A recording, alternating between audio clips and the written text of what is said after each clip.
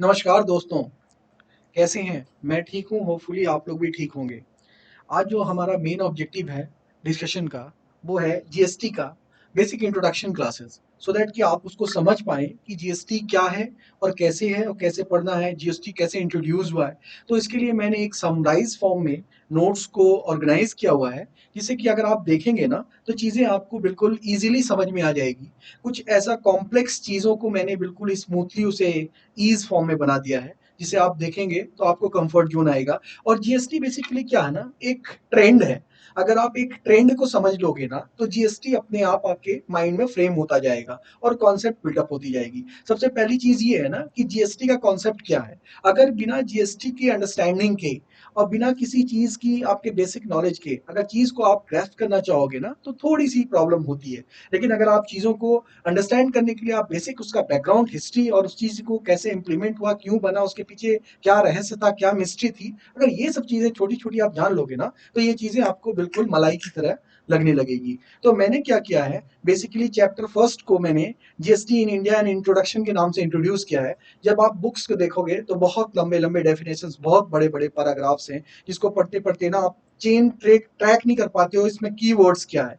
Keywords को निकालने में काफ़ी टाइम लग जाता है। तो ये जो हैंडबुक्स मैंने प्रेजेंट करने जा रहा हूँ, इसमें सारे कॉन्सेप्ट्स हैं, सब चीज़ है, स्टेप बाय स्टेप्स है, स्टार्टिंग से है, फ्रॉम द जीरो टू 10। आप हर चीज़ को ना एक ऑर्गेनाइज वे में समझ पाओगे। तो बिना देर किए हम इस चीज़ों को ना स्टार्ट करते हैं, फिर बीच में हम आपको कॉन्सेप्ट डिस्कस करेंगे अपने हैंडबुक नोट से, फिर आपको एग्जाम्पल के माध्यम से आपको चीज़ें समझाएंगे और उसके बाद ये चीज़ें अपने आप आपको समझ में आने लगेगी। देखते हैं, कोशिश करते हैं, एक छोटी सी कोशिश है, होपफुली आपको क्लास बहुत मजा आएगा, बहुत एंजॉय करोगे। बस आपको समझना है कि चीज़ें हमें कैसे और क्या करनी है। तो इसके लिए बस आपको फोकस रहना है, जितनी बातें बताएं आपको उतनी बातों में फोकस रखना है। चीज़ें बहुत है समझने के लिए, लेकिन हम एबीसी करके समझेंगे तो चीज़ें अपने आप समझ में आ जाएगी। ठीक है, तो आइए आपको स्टार्ट करते हैं हम बेसिकली कॉन्सेप्ट से कि हम क्या करने जा रहे हैं। अल्टीमेटली क्या है ना कि हम देखेंगे कि हमने देखा है कि सबसे पहले चैप्टर को मैंने इंट्रोड्यूस किया है जीएसटी के नाम से। अगर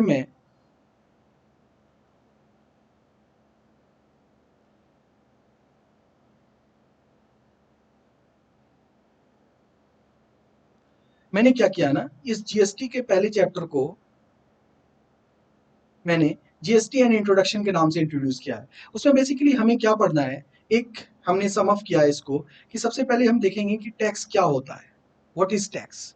फिर हम सेकंड फॉर्म में हम देखेंगे टैक्स जो होता है वो कितने टाइप्स के होते हैं, मतलब कि एक डायरेक्ट टैक्स और इनडायरेक्ट टैक्स, ये जो दो टैक्स होता है वो क्या होता है, इन दोनों में डिफरेंसेस क्या है। फिर हम देखेंगे कि जीएसटी इन इंडिया का डेफिनेशन क्या है, ये GST in India, goods and service tax in India में क्या बताया गया। फिर हम कॉन्सेप्ट ऑफ जीएसटी को समझेंगे कि जीएसटी का कॉन्सेप्ट क्या है, क्यों लाया गया जीएसटी को। फिर जीएसटी का हम देखेंगे कि पुराने जो एग्जिस्टिंग हमारे इनडायरेक्ट टैक्स के रिजीम में थे, जो टैक्स लॉ थे, उसको हमने कैसे क्योर करके नए फॉर्म में, जीएसटी के फॉर्म में कन्वर्ट किया। फिर उसके बाद हम देख लेंगे एक framework of GST in India कि इंडिया में जीएसटी का फ्रेमवर्क क्या है। अगर ये 6 स्टेज को हम समझ जाएंगे बेसिकली, तो हम क्या समझेंगे, एक कॉन्सेप्ट हमारे माइंड में फिक्स हो जाएगा कि जीएसटी क्या है। उसके बाद जो भी चीजें पढ़ेंगे तो एक बैक ऑफ माइंड आपकी चलती रहेगी कि हम क्या पढ़ रहे हैं, हमने बेसिक क्या पढ़ा था, हमने टैक्स के बारे में क्या समझा, व्हाट इज टैक्स, टैक्स के बारे में फिर हमने क्या देखा कि टैक्स कितने तरह के होते हैं, अच्छा इसका मतलब डायरेक्ट टैक्स होता है कि इनडायरेक्ट टैक्स होता है। फिर हमने देखा गुड्स एंड सर्विसेज टैक्स क्या होते हैं इन इंडिया में, उसको समझ जाएंगे। तो देखो चेन बन रहा है, सबसे पहले टैक्स पढ़ा, फिर उसके बाद टैक्स के टाइप को पढ़ा, फिर टैक्स के टाइप को पढ़ने के बाद हम गुड्स एंड सर्विस टैक्स पे आए कि गुड्स एंड सर्विस टैक्स क्या है इंडिया में। फिर उसके बाद हम उसके कॉन्सेप्ट को पढ़ा कि गुड्स एंड सर्विस टैक्स का कॉन्सेप्ट जो है जीएसटी का वो है क्या। फिर उसके बाद देखा कि उसके फ्रेमवर्क क्या है जीएसटी के इन इंडिया में, हम जो जीएसटी एप्लीकेबल किया है उसका फ्रेमवर्क क्या है, कैसे काम करता है जीएसटी। तो ये 6 बातों को हम स्टेप बाय स्टेप समझेंगे। और बेसिक जो स्टार्ट कर रहे हैं हम, व्हाट इज टैक्स। तो please come and look at this topic, what is tax. देखो कुछ नहीं है, सिंपल सी बातें हैं, छोटी छोटी सी चीजें समझनी है कि टैक्स क्या होता है। टैक्स को अल्टीमेटली हम क्या करते हैं ना, टैक्स को हम एक तरह से कहते हैं लगान, आपने पहले पढ़ा भी होगा। लगान, लगान मतलब क्या होता है, एक कर होता है। अब पहले जमाने में भी लगता था, जब किंग्स होते थे, जब राजा महाराजा होते थे, उस टाइम क्या होता था, जो भी किसान क्रॉप्स पैदा करते थे, फसल उगाते थे, उस पर टैक्स लगाते थे। उसी के कॉन्सेप्ट्स को इंग्लिश में डिफाइन इस तरह से किया गया है कि इन सिंपल वर्ड टैक्स को क्या गया, tax is nothing but money. क्या है ये, रुपीज की फॉर्म में है। टैक्स क्या है, tax is nothing but rupees but money the people have to pay to the government which is used to provide public service। It means tax क्या है, एक करेंसी, एक मनी के रूप में है। किसको पे करना है, लोगों को पे करना है। किससे किसे पेमेंट करना है, गवर्नमेंट को करना है। गवर्नमेंट उस पैसे का क्या करती है कि पब्लिक के लिए ही, सर्विसेज के लिए उस पैसे को एक्सपेंड करती है। तो अल्टीमेटली टैक्स क्या है, टैक्स कुछ नहीं है, एक मनी है जो कि पीपल को क्या करना है, गवर्नमेंट को जमा करना है। और गवर्नमेंट क्या करती है, उस सोर्स ऑफ इनकम जो पीपल के थ्रू आए हैं, लोगों के थ्रू आए हैं टैक्स के फॉर्म में, उसको कहाँ खर्च करना है, वो लोगों के सर्विसेज के लिए ही खर्च करनी है। तो अल्टीमेटली टैक्स का सीधा सा हमने एक कॉन्सेप्ट सीखा। टैक्स क्या है, टैक्स कुछ नहीं है, टैक्स इज नथिंग, क्या है, मनी है।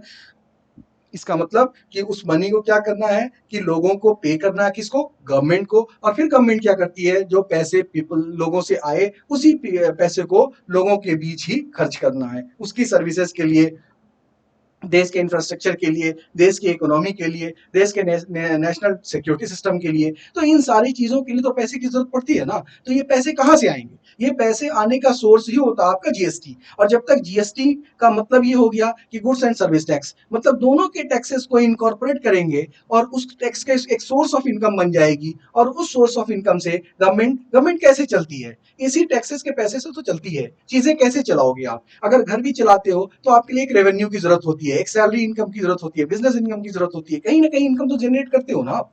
अब उस इनकम से ही तो आप घर चलाते हो। तो देश भी क्या है, काइंड ऑफ हाउस, एक होम है, आपका घर है, उसको चलाने के लिए क्या है, उसके लिए भी तो पैसे चाहिए ना। पैसे कहां से आते हैं, तो हम क्या करते हैं, पब्लिक से ही रेवेन्यू कलेक्ट करते हैं और पब्लिक को ही उस पर स्पेंड करते हैं। तो ये कॉन्सेप्ट था छोटा सा कि व्हाट इज टैक्स। टैक्स मत कुछ नहीं है, tax is nothing but money that has to pay to the government which is used provide that which is used to provide public services।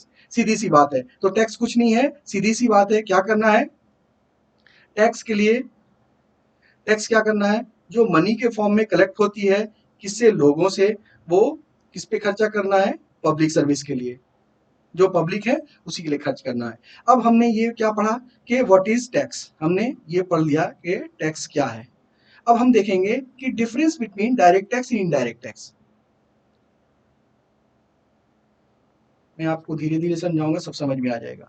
अब हमने क्या, दूसरा टॉपिक हमारा है कि difference between direct tax and indirect tax. मतलब direct tax क्या होता है, इनडायरेक्ट टैक्स क्या है। छोटी सी बात, अगर मैं एक एग्जांपल लेके चलूं फिर मैं डेफिनेशन पे आऊंगा। सीधी सी बात है, ये मिस्टर ए हैं और ये मिस्टर बी हैं। मिस्टर बी ने क्या किया ना, एक लैपटॉप को परचेज किया 10,000 में, किससे, फ्रॉम मिस्टर ए से। अब ये 10,000 में इसने खरीदा। और ये मिस्टर बी जो है वो एक ट्रेडर है, क्या है, ट्रेडर है। अब इन्होंने क्या किया, 10,000 का एक लैपटॉप खरीदा और उन्होंने क्या किया, उस लैपटॉप को उन्होंने सेल कर दिया कितने में, 20,000 में। इट मींस इन्होंने प्रॉफिट कितनी कमा ली, इन्होंने प्रॉफिट 10,000 कमा ली।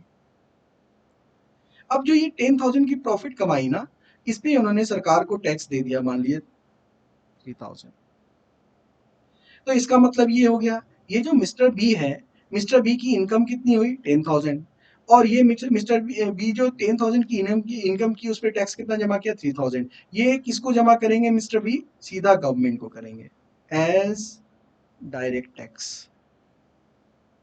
ठीक है। अब ये बात तो हो गई यहाँ पे कि हम क्या समझा कि डायरेक्ट टैक्स। डायरेक्ट टैक्स क्या हो गया, डायरेक्ट टैक्स एक ऐसी इनकम है जो कि जिसकी लाइबिलिटीज और पेमेंट दोनों की रिस्पॉन्सिबिलिटी जो डाली गई है वो सेम पर्सन पे डाली गई है। इसका मतलब जो बंदा कमाएगा, जो उसकी लाइबिलिटीज डिराइव करेगा और जो उस पर टैक्स बनेगा वो स्वयं ही उसको कैलकुलेट करके जमा करेगा। लेकिन अगर हम बात करें मिस्टर ए की, जो कि इनडायरेक्ट टैक्स की कैटेगरी में आते हैं, इन्होंने क्या किया, एक लैपटॉप बनाया और लैपटॉप बनाने में मान लीजिए इन्होंने भेजा है, मान लीजिए 5000 का इनको मैन्युफैक्चरिंग कॉस्ट हुआ था, और इन्होंने क्या किया, 18% का इन्होंने जीएसटी उस पर लगा दिया। तो इन्होंने क्या किया, 900 का जीएसटी लगा दिया, और इनके पास कितना हो गया, ये 5900, और इन्होंने उस पर क्या किया, प्लस प्रॉफिट इस पे चार्ज कर दिया। इन्होंने प्रॉफिट कितना चार्ज किया, 4100। तो इन्होंने क्या किया, 10,000 का इन्होंने ये लैपटॉप को जो है सेल कर दिया। ये जो 10,000 का लैपटॉप सेल किया, इनके लिए क्या हो गया, परचेजिंग प्राइस हो गई। और जो ये 10,000 का इनको सेल हुआ, ये इन 10,000 के सेल में इन्होंने जीएसटी कितना रिकवर किया, 900। तो अल्टीमेटली क्या हुआ ना, कि इन्होंने अपने जो प्रॉफिट पे टैक्स लगाया है ना, वो 18% पहले जीएसटी, जीएसटी किस पे है, जीएसटी जो लगता है बेसिकली सप्लाई पे लगता है। अब जैसे मान लो कि अगर सप्लाई ही इनका मान लो 10,000 है, मान लो 8,000, 10,000, 5,000 जो भी हो, मैंने यहाँ पे 5,000 अपने एग्जांपल में लिया। अब 5,000 के एग्जांपल में इन्होंने मान लो 9,900 का जीएसटी लगाया है, तो ये 5,000 प्लस 900 जो इसमें जीएसटी लग के आया है, ये तो 10,000 का पार्ट बन गया। बाकी इन्होंने प्रॉफिट रख ली। अब जो ये 10,000 का प्रॉफिट लिया है, उसमें अल्टीमेटली इन्होंने कितना किया, 3,000 पे किया टैक्स को। अब ये 10,000 के पार्ट में जो ये 900 की जो जीएसटी अमाउंट है, ये जीएसटी कौन पे करेगा, ये जीएसटी मिस्टर ए पे करेंगे। किसको, pay to government on behalf of mister B. इसका मतलब कि ये जो लाइबिलिटी शिफ्ट की गई है, ये जो 10,000 का जो हमने लैपटॉप बेचे, मिस्टर बी ए ने लैपटॉप जो मिस्टर बी को बेचा है ना, वो 10,000 के लैपटॉप पे जो भी जीएसटी की रिस्पॉन्सिबिलिटी और कलेक्शन और पेमेंट की आएगी, वो मिस्टर ए पे आएगी। मतलब इसमें क्या, दो बंदे हैं, एक तो है कि जो पे कर रहे हैं अमाउंट को, और एक वो है जो टैक्स कलेक्शन कर रहा है और टैक्स की लाइबिलिटी कैलकुलेट कर रहा है, उसको पे भी कर रहा है। तो यहाँ पे दो बंदे आ गए। मिस्टर ए कौन हो गए, कि डायरेक्ट बना रहे हैं और बेच रहे हैं, और मिस्टर बी कौन हो गए, एक इनकम कमा रहे हैं, जो खरीदी हुई चीज है उसको सेल करके प्रॉफिट कमा रहे हैं। तो अल्टीमेटली क्या हो गया, अगर हम डायरेक्ट टैक्स की बात करें, तो हम यहाँ पे मिस्टर बी का एग्जांपल देंगे, सॉरी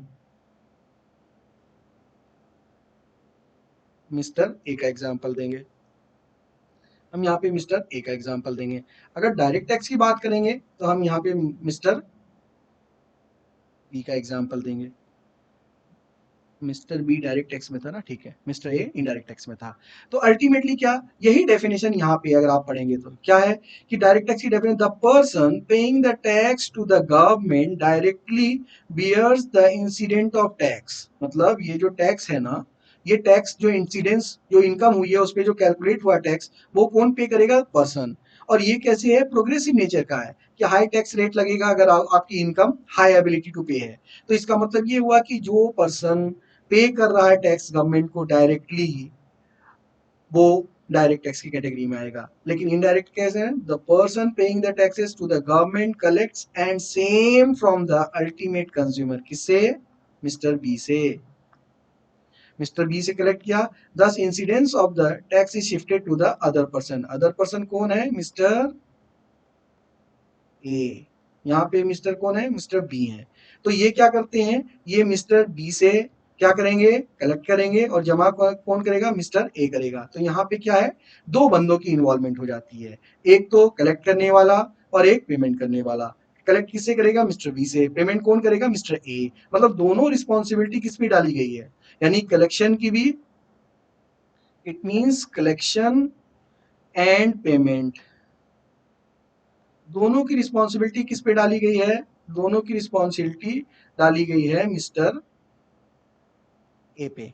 तो इसका मतलब यहाँ पे ये फंडा साफ हो गया कि डायरेक्ट टैक्स और इनडायरेक्ट टैक्स में क्या फर्क है। डायरेक्ट टैक्स वो इनकम है जिस इनकम पे असेसी खुद टैक्स को कैलकुलेट करता है और खुद जमा करता है, और इनडायरेक्ट टैक्स क्या है, कि उसमें टैक्स की लाइबिलिटीज जो है वो और पेमेंट की जो रिस्पॉन्सिबिलिटी है वो दोनों दूसरा बंदा करता है। फर्स्ट बंदे की इन्वॉल्वमेंट क्या करता है, कि उसके बीच में ट्रांजेक्शन करता है, मतलब जो इनवाइस वैल्यू होती है, जो सेल अमाउंट होता है, वो उसको पे करता है इंक्लूसिव ऑफ जीएसटी, और वो बंदा क्या करता है, जो सेलर है, वो उसके बिहाफ पे क्या करता है, टैक्स कैलकुलेट जो कलेक्शन करता है और उसको पेमेंट करता है। इट मींस डायरेक्ट टैक्स में सेम बंदा रिस्पॉन्सिबल होता है, जो इनडायरेक्ट टैक्स में होता है वो अदर बंदा रिस्पॉन्सिबल होता है, मतलब कि दूसरा बंदा। हम क्या करते हैं, जैसे एक मान लो कि मैंने कुछ इलेक्ट्रॉनिक्स का एक गैजेट खरीदा, मान लो कि एक मैंने इलेक्ट्रिक आयरन खरीदी, इलेक्ट्रिक आयरन मैंने बजाज का खरीदा और बजाज का आयरन मैंने मान लो कि 1000 का खरीदा, उस पर 1800 रुपये जीएसटी, 180 रुपये जीएसटी था। वो जो जीएसटी था वो मैंने 1180 रुपये तो दे दिए मैंने, मान लो कि बजाज शोरूम से लिया मैंने। अब 1180 रुपये जो मैंने पेमेंट किया तो बजाज वाले क्या करेंगे, 180 रुपये जो उसमें है वो सरकार को जमा कर देंगे और बाकी 1000 रुपीज वो अपने पास रख लेंगे। इसका मतलब मेरा काम किसने किया, टैक्स का कलेक्शन जो किया वो किसने किया, बजाज वालों ने किया, और टैक्स की पेमेंट किसने की, वो बजाज वालों ने की। इट मींस कि दोनों रिस्पॉन्सिबिलिटी शिफ्ट कर दी गई इनडायरेक्ट टैक्स में, जो बंदा सप्लाई कर रहा है। हम सप्लाई पढ़ेंगे कि सप्लाई की डेफिनेशन क्या है जिसपे कि हमें जीएसटी लगाया जाता है, तो हम उसको आगे देखेंगे। लेकिन पहली चीजें हमने जो यहाँ पे डिस्कशन की, सबसे पहले हमने क्या डिस्कशन किया वो एक बार रिकैप हम देख लेते हैं अपना।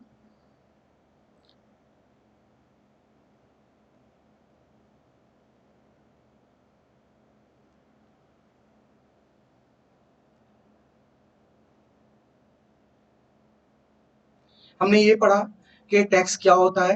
टैक्स में हमने ये पढ़ा कि टैक्स कुछ नहीं है, एक मनी है that people have to pay to the government which is use to provide public services. हमने पब्लिक सर्विस के लिए गवर्नमेंट को वो पैसा खर्च करने के लिए हम टैक्स पे करते हैं।